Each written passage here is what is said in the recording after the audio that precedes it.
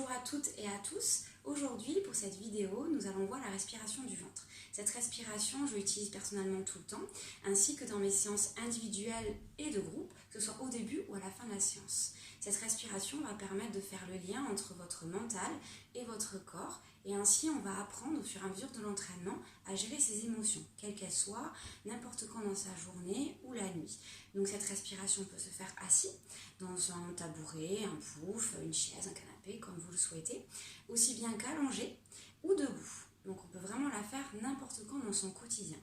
Donc pour cela, si vous êtes assis comme moi, je vous conseille d'avoir un petit peu le dos au-dessus de votre bassin afin de ne pas tasser le bas du dos et vous faire mal. Voilà, avoir un peu le dos droit. Les mains sur notre ventre, si c'est la première fois que vous faites respiration, pour vous aider à sentir.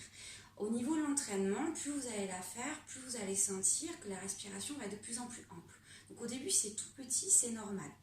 Donc je vous explique le processus. On va à l'inspiration pousser les mains vers l'extérieur, comme si on gonflait notre ventre. Et à l'expiration, au contraire, on va ramener ses mains vers le bas de son dos pour rentrer le ventre. Donc il y a vraiment un mouvement.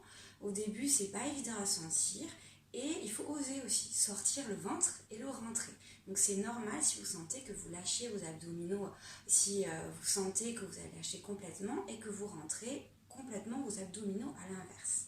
Donc à l'inspiration, vous pouvez faire soit par le nez, soit par la bouche, exactement pareil qu'à l'expiration. Vous choisissez ce qui vous convient le mieux.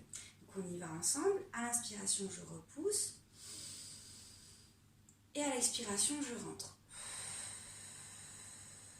Mes mains peuvent m'aider à sentir le mouvement. Encore une fois, j'inspire. Et j'expire. À chaque fois, jusqu'à la fin de mon inspiration et de mon expiration. J'utilise tout mon souffle. Encore une fois, j'inspire et j'expire. Pour les plus expérimentés, on peut également placer une de ses mains en bas de son dos, au niveau des reins, pour sentir la relation avec son dos. Ça aide aussi quand on a des douleurs et qu'on veut se reposer au niveau du dos. Donc je le montre avec le dos, on peut fermer les yeux comme tous les exercices que nous voyons pour se mettre dans son petit monde intérieur.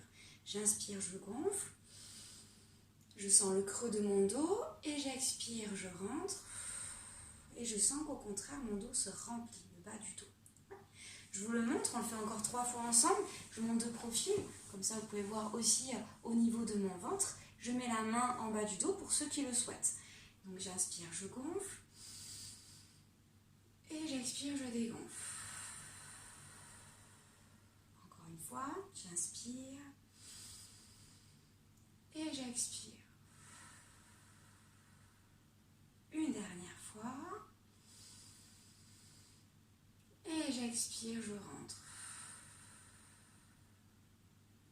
Et je relâche. Vous allez peut-être constater qu'en position allongée, cette respiration se fait naturellement. Je vous souhaite une belle pratique et à bientôt!